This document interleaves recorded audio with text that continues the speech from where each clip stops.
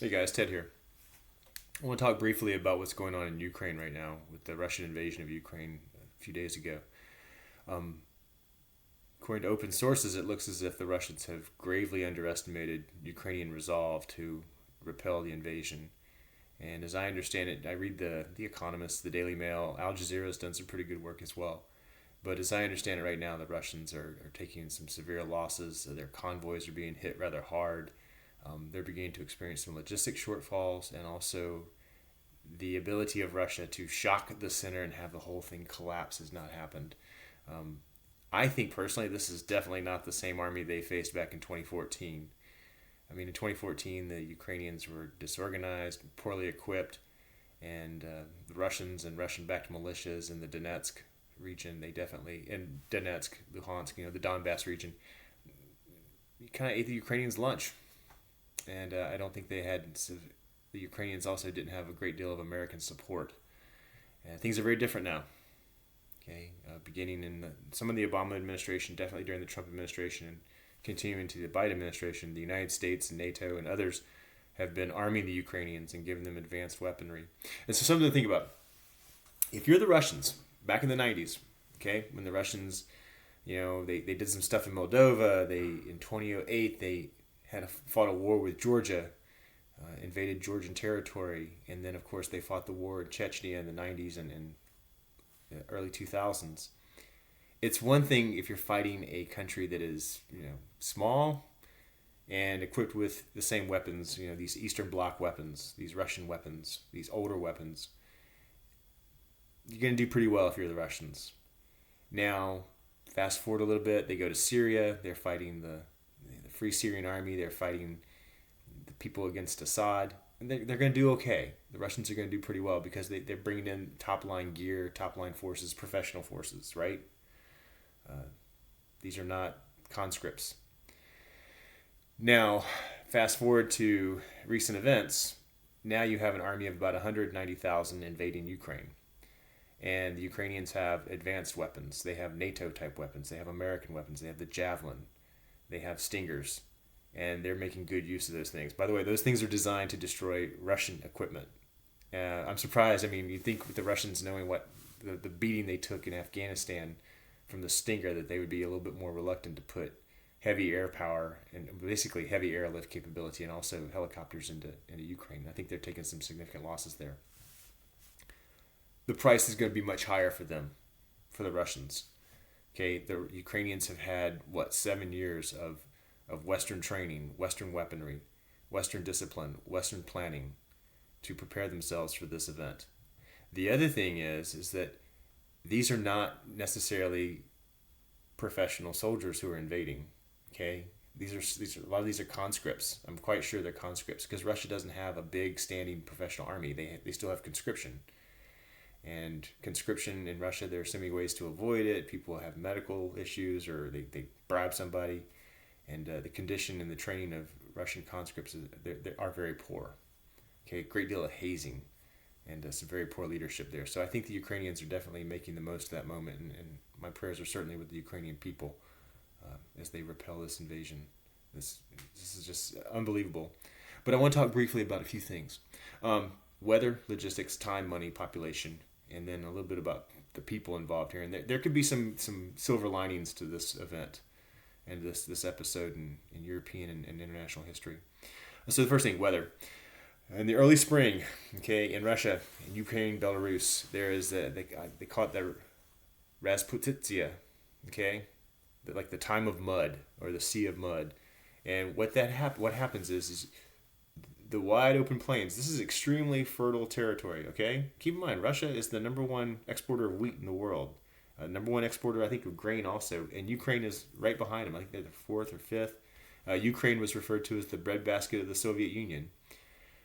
And so the terrain is such that during that time of year, when the snow begins to melt and the rains come in the spring, the mud is unbelievable. You cannot pass on roads. Unpaved roads are impassable. If Russian armor, Russian heavy vehicles are going to be sitting ducks. Because now you have popular resistance. You're going to have guerrilla fighting. And keep in mind, even after World War II, until the early 50s, there was still guerrilla activity, guerrilla, like, small irregular forces in Ukraine. If you ever get a chance to read Khrushchev's diaries, he talks about this, and he was involved in suppressing that. And so there is a history of partisan activity. When I say partisan, I don't mean like political parties, but I mean like irregular forces, what we would refer to as insurgents. Okay, I had a roommate when I was in grad school. He's Russian, lived in Moscow, but his mother's family was from the Ukraine. I think his mother's family. And he had uncles who were partisans during the war and fought the Nazis. And so there is a tradition of irregular warfare in Ukraine, and I think they're gonna take advantage of that. I think they're also going to couple that with the fact that they have definitely improved their game since 2014, and so the Russians don't want to get stuck in an insurgency in Ukraine. Okay, they will bleed them dry. The other thing about that is that the Russians remember what happened in Chechnya back in the 90s. Russians don't do insurgency very well. I don't think anybody does really, except insurgents, but they remember what happened. They remember the trains coming back with the bodies and how that undermined the confidence and the survivability of Russia's government at that time. So the weather's going to be key. Putin has to close this deal soon because he cannot afford to get stuck in Ukraine. The other thing about that is that he's probably running out of gas, fuel, refined fuels, things of that nature, and then also weapons. Okay, it's easy to have big teeth, but it's hard to have a logistics trail. There's a saying that amateurs talk strategy, professionals talk logistics, and I've been involved in a lot of war planning and things of that nature.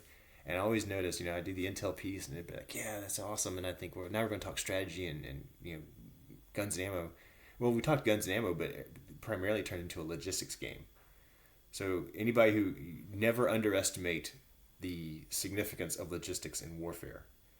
And so once again, coupled with that time of year, the spring, and the impassability of those roads, you're going to see Russian logistics just choke, even more than it's choking now.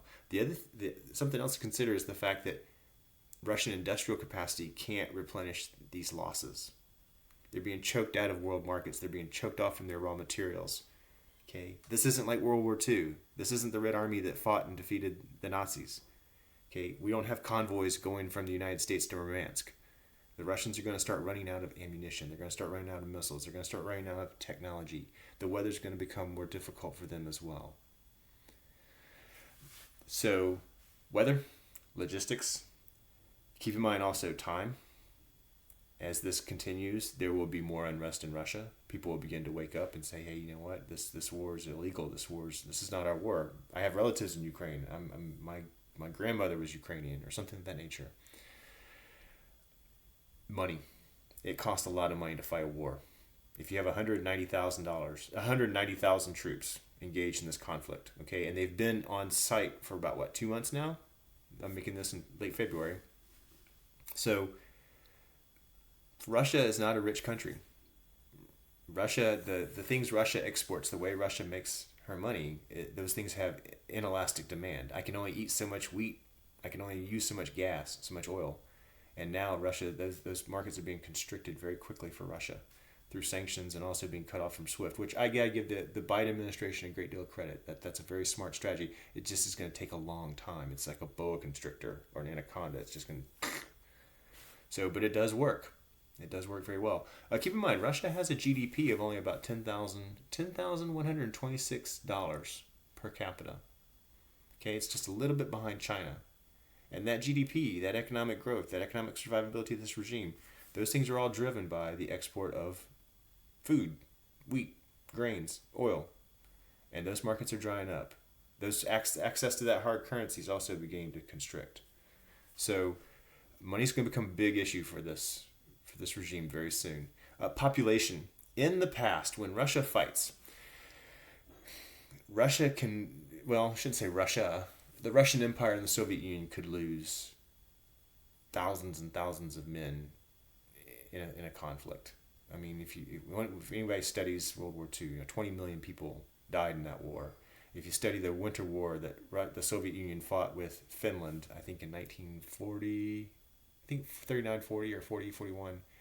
I think it was about a 3-month war.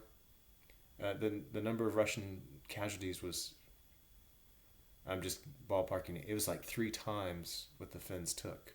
Okay. The Russians lost 100,000 men taking Berlin in 1945, in April and May of 1945. Okay, they could throw humanity, they could throw bodies at the problem. They can't do that anymore. Okay, the Russian population is about 145 million people right now, and Russia is one of those countries that is actually declining in population. There's a number I pulled off, and it's from a population website, and I thought it was interesting that every 6 minutes, Russia experiences a net loss of one person. So for every day, there are like 4,000 and something births and 5,000 and something deaths. And also Russia's population is older. It's in its 40s. It's an old, declining country. And Putin understands this. And so the ability to throw bodies at the problem is not there. So, time, money, population. Okay, Russia can't win this war like she's tried to win other wars in the past.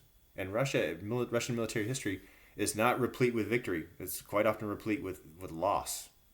Okay, the first, this is something, probably not politically correct, but one of the first, I guess maybe I'm wrong here, but I think the first time a non-white power defeated a white colonial power, a white imperial power, was when Japan defeated Russia in 1903 to 06 or something like that, the Russo-Japanese War. And then the Japanese were emboldened by that and decided, hey, a few decades later, they took on the British and the Americans, of course, and the Dutch and the French. But Russia has a tendency to lose wars because of logistics. Okay, it's such a big country. It's also a country that throws people at the problem. Human life means nothing to these people, or to the leaders of that country. And those things are just not there. Those assets are no longer in Putin's control. The something to think about is people, the regime. In Russian history, 3 czars were assassinated. Well, one was possibly assassinated, and then one of my hobbies used to be studying Russian history. And in the early days of the Romanov dynasty, the Romanov rule of Russia, they actually executed a 3-year-old child who was a pretender to the throne. And people mean nothing. Life means nothing to these people, to those who lead Russia, who rule Russia. I shouldn't say lead, they rule Russia. You don't lead Russia, you don't govern Russia, you rule Russia. Russia needs a strong man. I think it was Ivan the Terrible who said you cannot rule Russia without a secret police. And on that note, consider this. This regime has become much more repressive over 20 years. The Soviet Union had 286 million people in 1989. Okay, the Soviet Union collapsed officially in December of 1991. That's when it dissolved. So 286 million people, 16 republics? Russia was just the biggest of the republics. Ukraine, Belarus, the Stans, the Baltics, Azerbaijan, those areas.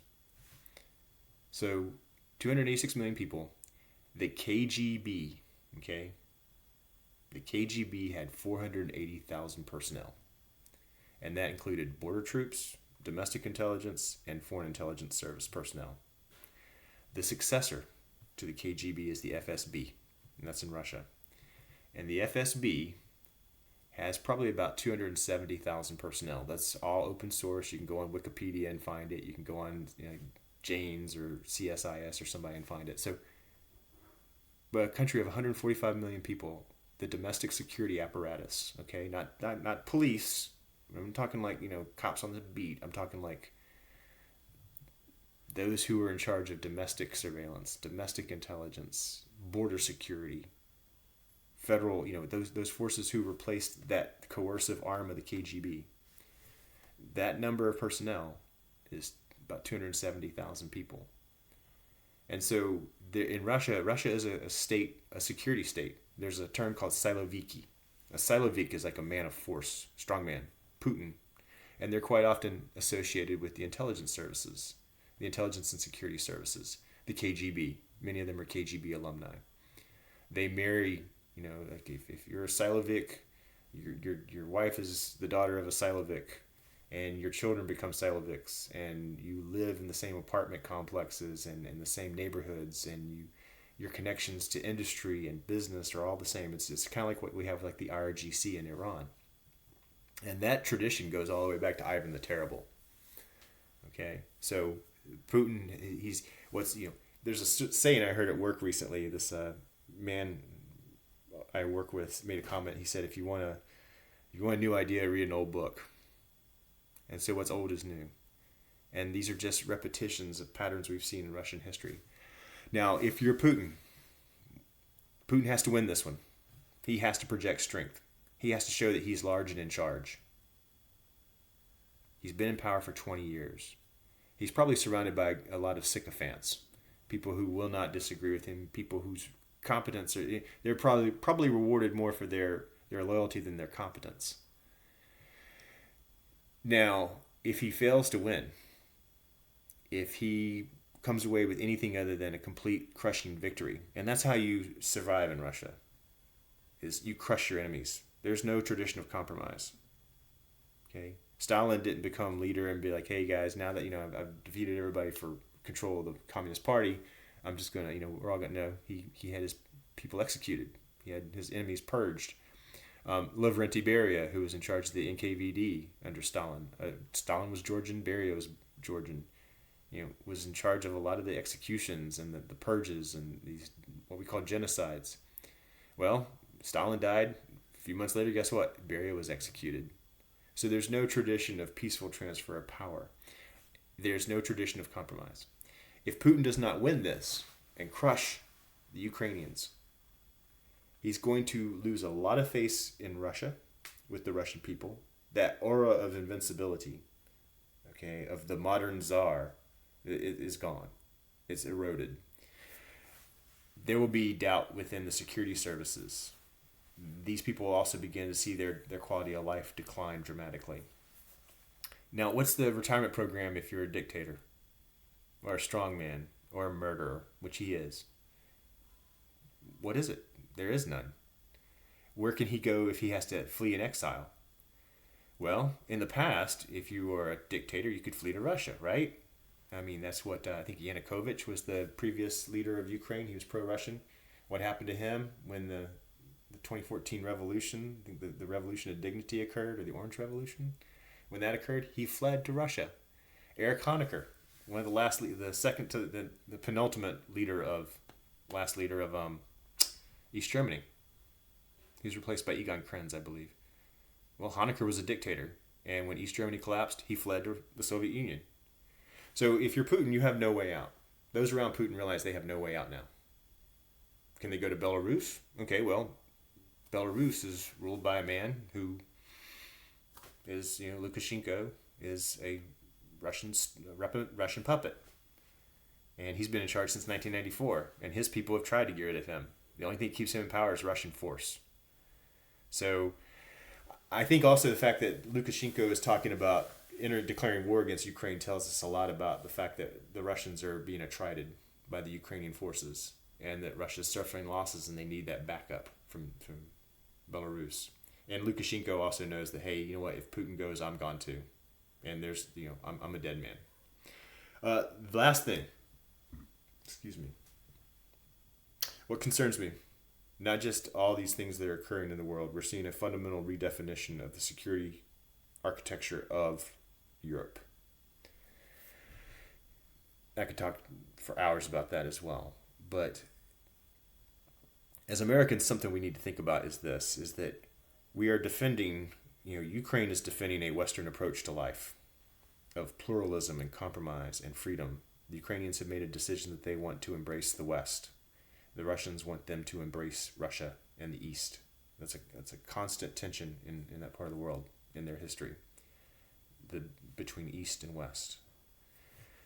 What concerns me as well is the fact that there's reporting in our legal system, in our media, that political elites in the United States have engaged with the Russians, have engaged these corrupt interests in Russia and Ukraine. You think of Hunter Biden. Do you think all of his business dealings, making $80,000 a month, that was all, on the up and up and transparent?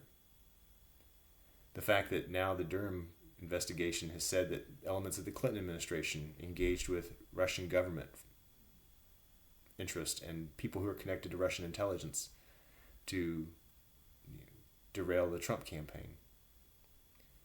That, in my opinion, is a disqualifier for anybody to hold office or claim to be a patriotic American. Is when these people have engaged with elements of Russian intelligence, the Russian dictatorship, this corrupt Siloviki apparatus in Russia.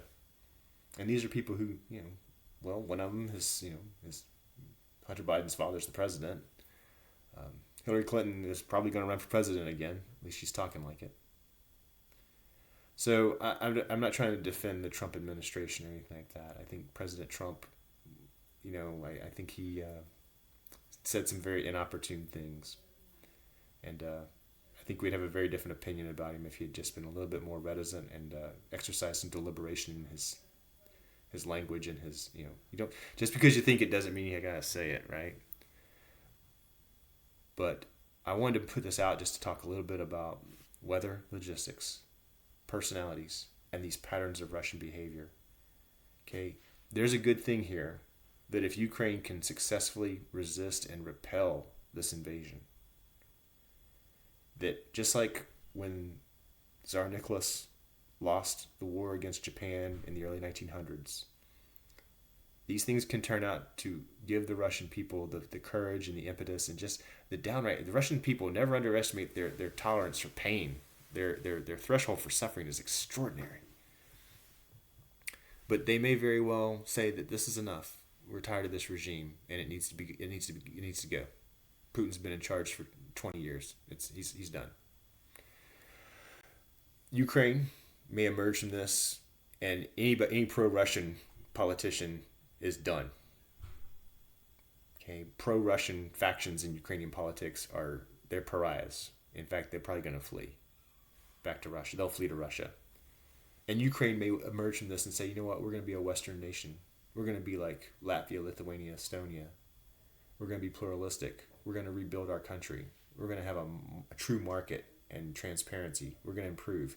And that road is long. That road is, decades in the making. But we may be seeing the fundamental redefinition of Europe's security. And also, maybe Russia will always have that tension, I believe, between East and West. But maybe we'll see more and more Russians say, you know what, our future's to the West. And that's a good thing. Not just for the Russian people, but I think for the whole world. So that's my 2 cents. Thank you for your 23 minutes of attention. If you have any questions, feel free to ask them. If you disagree with me, that's okay too. Please leave your comments. And thank you for your time and watching this. And I always welcome your feedback. And just my prayers continue to be for peace in the world, and also especially for the Ukrainian people. They've demonstrated extraordinary courage. And I think the world would it would be good for all of us, even here, especially here in America, to realize what a wonderful gift freedom is, that people are willing to die for it in such hopeless and sometimes trying circumstances. So God bless the Ukrainian people, and that they're inspiring examples of what it means to love freedom. Thanks so much.